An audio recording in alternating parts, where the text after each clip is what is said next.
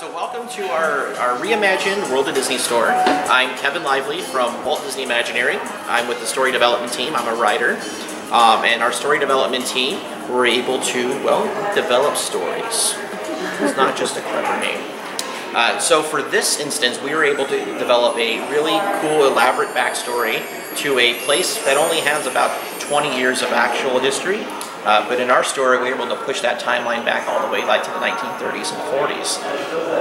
So according to our new story, this space that is now World of Disney started off as a bus depot for the Grand Californian tours. And so that was right next to the Grand Californian Hotel. So guests staying at that hotel in Northern California were able to come downstairs and hop onto a bus to go check out like Napa and the Redwoods and just take a tour of scenic California all the way up near the Pacific coast. When that shut down, about the 1940s or so, we have Walt looking for a space to send his animators to get out of the hustle and bustle of Los Angeles. So he found two different satellite locations. He found one at Disney Springs in Florida, and he found one here in this bus depot in Northern California. So he was able to send his animators, including the legendary 9 old men, to these spaces to basically free their creative minds and work on some of our classic films.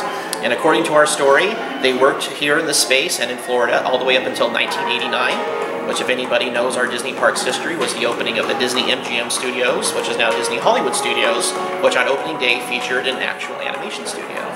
So the company said, well, you know what, we have this brand new state-of-the-art animation studio in the park. We don't need those satellite locations anymore. So they pretty much covered everything up with some sheets and some drywall and forgot about it until this space needed to reopen as part of downtown Disney in about 2001. 2001, we opened up World of Disney, and that's where we had all those giant whimsical fixtures and, there's beautiful artwork.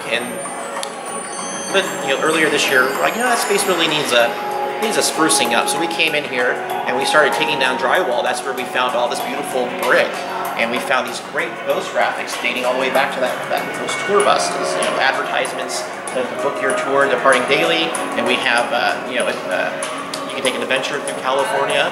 And we even have an advertisement for the 1401 series bus. 1401 is the address of Walt Disney Imagineering. We like to sneak it in places like on Star Tours and wherever we can. It's how we pat ourselves on the back. And so our team, we felt totally inspired by those ghost graphics, and then finding things the animators left behind, like the old ink and paint jars. So if you guys want to come over here, in our story we say that this is the old ink and paint department where they would store all the paint to ink all the cells. Other things they left behind are these awesome animation desks, which have been repurposed into point-of-sale registers, and those cork boards behind the registers and the magical movie posters, and our pencil sketches that come to life. So this is all magical stuff left behind by those animators. Now this will come to life every couple minutes. We have 5 different frames. Pixie dust comes out of the ink and paint jars where we have our Disney magic, and it will flitter around and land somewhere, and it will turn these stills into little tiny mini scenes, clips from our classic films. We have 5 different shows that will cycle through. So we have this show, which is currently our Cats and Dogs. We have romance, we have flying, we have silliness, and we have a whole sequence on different dancing. So we're going to land here on Lucifer.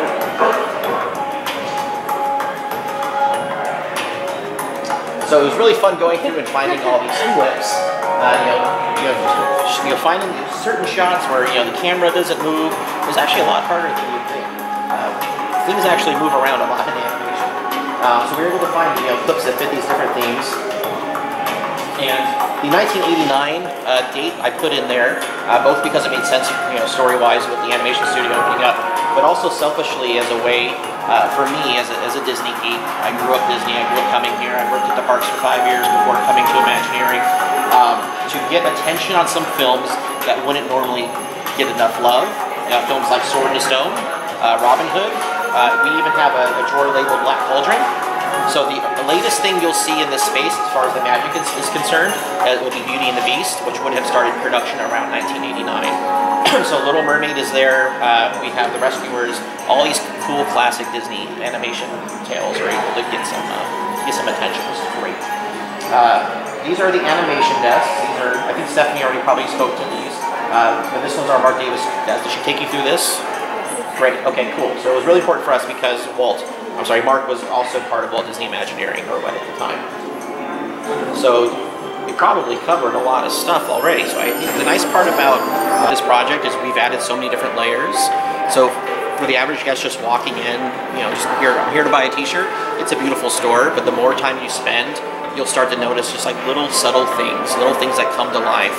I think the most subtle ones will be the movie posters where, all of a sudden, the wind blows and Winnie the Pooh, gets blown away.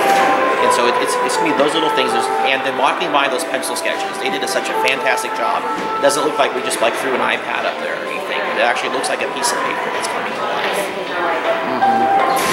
Yeah, so it's going to be those little things that you catch from the corner of your eye and you realize, oh yeah, I'm in Disney, this place is filled with magic.